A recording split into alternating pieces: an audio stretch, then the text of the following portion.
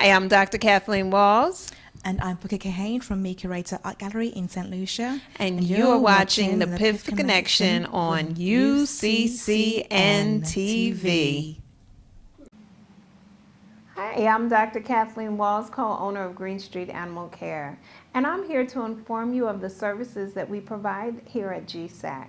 Your furry friends can come here for boarding, for pet sitting, daycare, for grooming, and also for wellness checks. A new addition to what we provide is microchips. We feel it is so important that each animal receives a microchip. Unfortunately, sometimes our furry friends and family get lost, sometimes they get off of their leash, and sometimes they leave the home unexpectedly, and they're found. And with the microchip, this is a way to help ensure that they get back home safely. So be sure to come to GSAC where you can receive a microchip for your furry friend or family. Hotel family, we are back. This is Brother Ed Umoja on the PIFF Connection. Like I said, I'm sitting here with a living legend from our community, Mr. Albert Smith, World War II vet, United States Navy. So let's pick up where we left off about you looking to enlist into the service. Yes.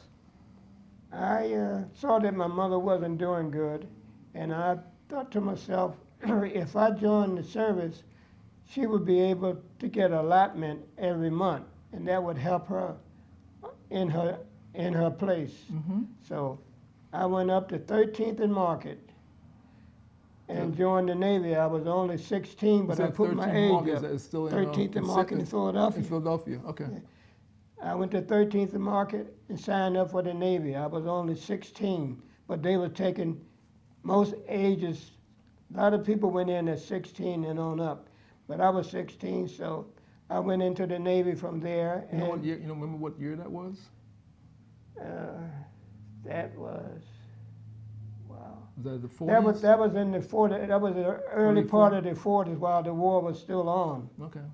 And after that, I went to boot camp in Bainbridge, Maryland. So that's after December 7th, December 7th, 1941. Right. Okay.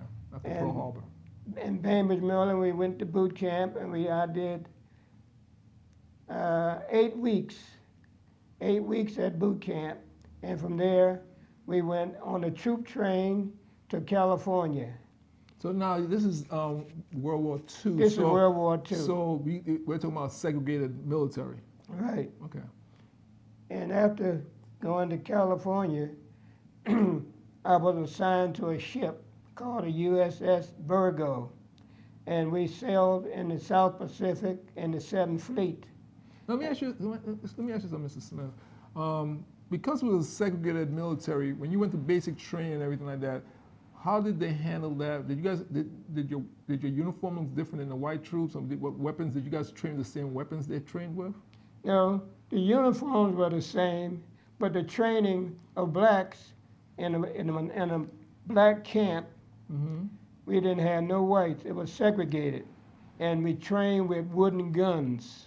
So you got, you actually trained with wooden guns, not real weapons. Wooden guns. Wooden guns. Okay. We didn't have real guns, but we had wooden guns. You could break them down, okay. But we didn't have no real guns. So then you guys wasn't shooting live ammo either. No. Right? So you had wooden guns. No. Wow. And so after leaving California, I served in the 7th Fleet, and we went to the South Pacific. Now, it was a supply ship, and we served quite a few islands in the South Pacific. Even went to China, Midway, Saipan, Okinawa, Guam, Manus, all those islands in the South Pacific. Okay, when you say you were on a supply ship, for those who don't understand, what was your job? What was the job of that supply ship? Our job at the supply ship was unloading supplies at the different islands. Okay, for the military. Yeah, that was what we did. And once you crossed the equator, you became a real sailor called shellbacks. Shellbacks. Yeah, shellbacks. Once you cross the equator. Okay. Once you cross the equator.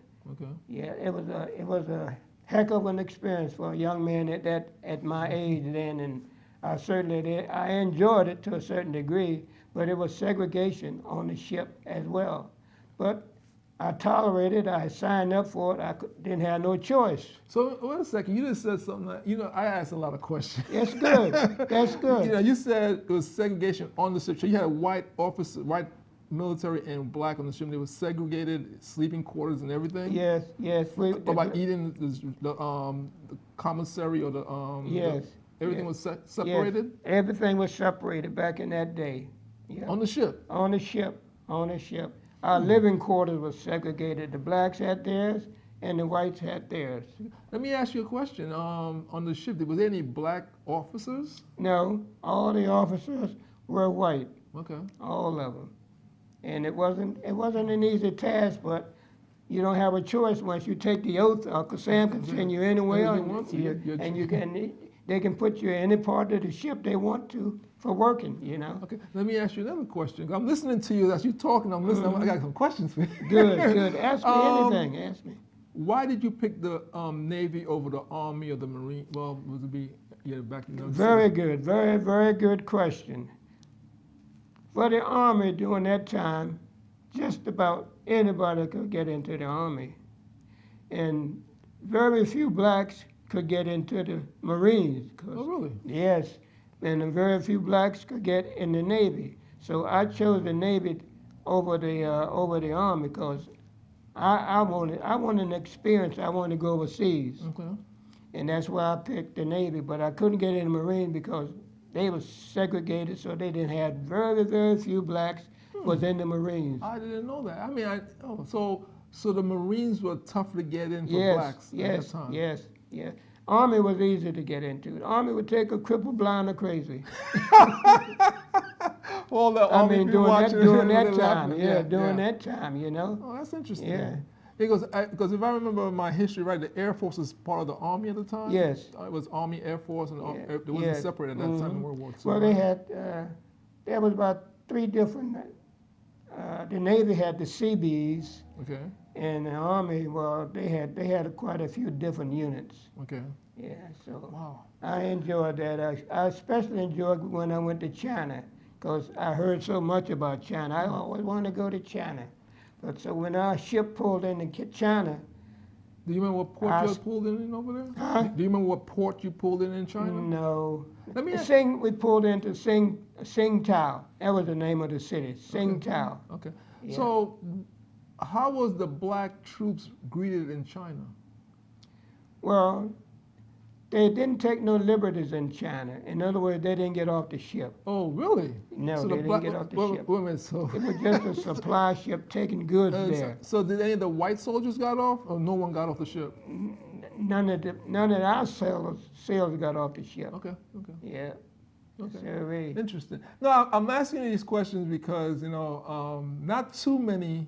You're 91. I'm 58. And not too many of the young people younger than me have gotten to meet World War II vets. That's very active like you. He still drives his car and goes and does all his stuff himself.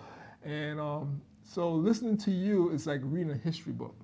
And the history book doesn't give us all these little tidbits that you're saying. I know there's probably people watching who probably have tons of questions for you. So I don't All know. right.